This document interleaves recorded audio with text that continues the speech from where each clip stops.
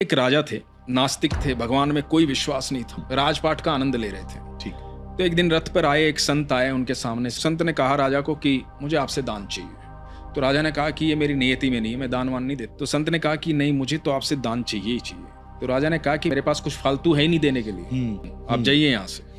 इन बातों के बीच में क्या हुआ कि राजा के घोड़े ने जो लीद कर दी। तो संत ने राजा को कहा कि ये तो आपके किसी काम की नहीं है, तो आप यही उठा के दे दीजिए, पर मुझे आपके हाथ से लेना है कुछ ना कुछ। तो राजा ने कहा कि ये ऐसे तो पीछा छोड़ेगा नहीं। उठा के वो लीद अपने हाथ से दे दी कि जा, ले जा। खुश होकर के उन्होंने कहा कि जा और बढ़े।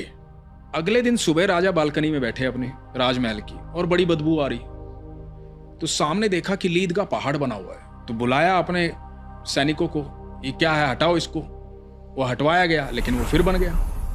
बदबू फैलती जा रही है, समझ में नहीं आ रहा राजा के। तो राजा को ध्यान आया कि एक संत आया था, उसको घोड़े की लीद दी थी और उसने कहा था कि और बढ़े। तो राजा को जैसे ही ये ख्याल आया, राजा निकला महल से उस संत को ढूंढने के लिए। ढूंढते ढूंढते संत के पास पहुंचा। जाकर के बोला कि आप कोई साधारण व्यक्ति नहीं है, मुझसे गलती हो गई, मैं माफी चाहता हूं। मेरे महल के बाहर इस तरह से घोड़े की लीद का पहाड़ बन गया है, मुझे क्षमा करें।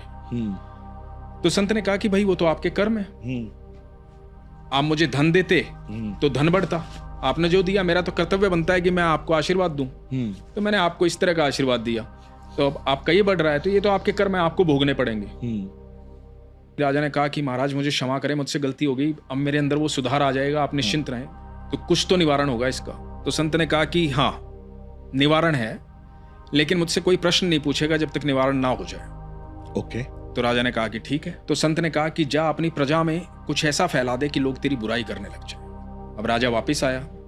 राजा ने बातें ऐसी फैलवा दी कि सब जगह राजा की बुराई हो रही है। इधर जब सुबह बालकनी में देखा तो पहाड़ जो है वो साफ हो चुका है। राजा फिर गया संत के पास। संत के पास जाकर के बोला कि महाराज, पहाड़ तो साफ हो गया है, सब कुछ ठीक हो गया है, निवारण हो गया है, अब मैं प्रश्न पूछ सकता हूं? तो संत ने कहा कि हाँ पूछो। बोला कि महाराज ये हुआ कैसे?